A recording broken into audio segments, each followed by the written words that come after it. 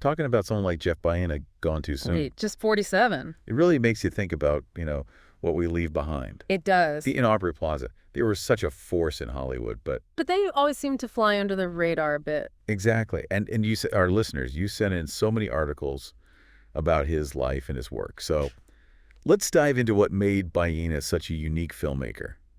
And of course, explore that fascinating relationship with Aubrey Plaza. Sounds good.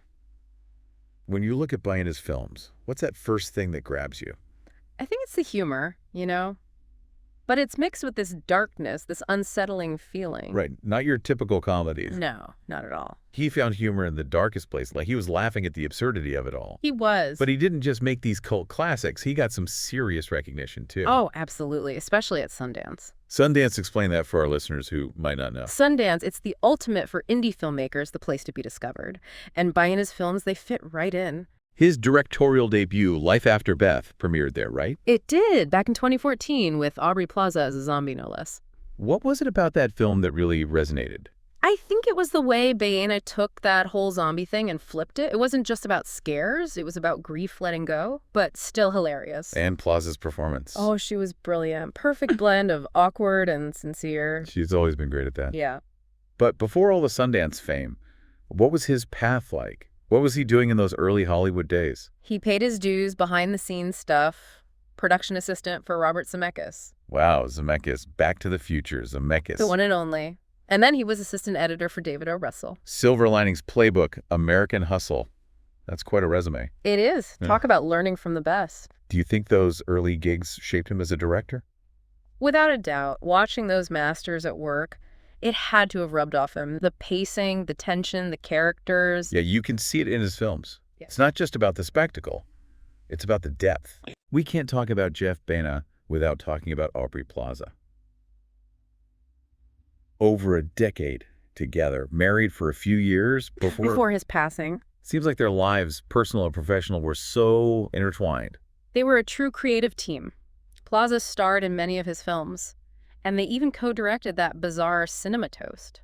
Cinema Toast? Yeah. I'd almost forgot about that. Old educational films re-edited into these comedic narratives. Really? With new dialogue, new storylines. So strange, but so brilliant. Totally, their style. Yeah. But Plaza's talked about the, extreme highs and extreme complications of their relationship. Right. Back in 2021, she said that. And yeah, it takes on a whole new meaning. It does. It makes you think about the challenges even the most loving couples face, especially in such demanding creative fields. And then to lose someone you've built a life with? It's unimaginable. What do you think it was about them that allowed them to create such incredible work together? It's hard to say. Maybe it was the shared sense of humor. That willingness to push boundaries? Or maybe just that trust they had, that freedom to experiment, to fail even. To create something truly unique. Exactly.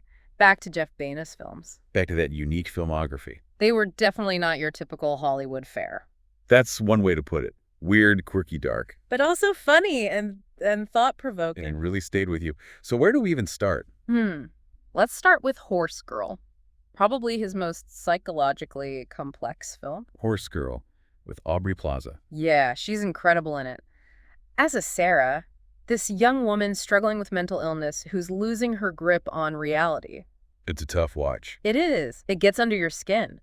And it's a perfect example of how Baena uses these specific techniques to create that unsettling feeling. You're on edge the whole time, but you can't look away. Exactly. So how does he do it? What are those directorial choices? Yeah, what's he doing? Well, he uses a lot of handheld camera work in Horse Girl. Okay. Gives you that feeling of instability. Like you're right there with Sarah as everything's falling apart. I remember that feeling. And the sound design distorted sounds sudden shifts in volume just to add to that unease. Right. And then the way he blurs reality and fantasy, you're never quite sure what's real and what's in Sarah's mind.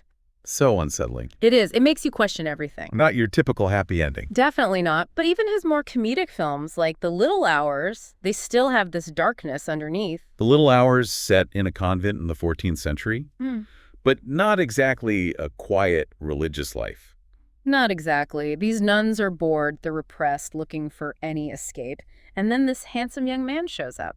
And things get a little crazy. A little bit. It's like Baena is taking this sacred setting, this symbol of purity, and just flipping it on its head. exposing the hypocrisy, the desires hiding beneath the surface. Exactly, and he does it with such wit.